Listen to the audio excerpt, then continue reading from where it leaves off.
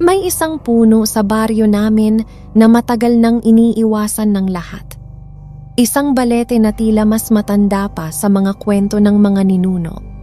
Maraming nagsasabing may mga aninong gumagalaw sa ilalim nito, may mga lalaking hindi na umuuwi, at may malamig na hangin na biglang bumabalot sa sinumang magtagal doon pagsapit ng gabi.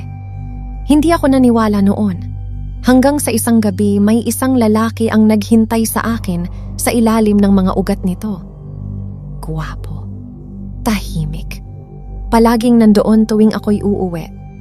At habang tumatagal, mas marami ang nasasaktan sa paligid ko. Unti-unting nabalot ng takot ang baryo habang pilit kong inuunawa kung sino siya at bakit parang ako lang ang nakikita niya. May mga lihim na nakabaon sa ilalim ng balete, mga lihim na hindi dapat ginagalaw.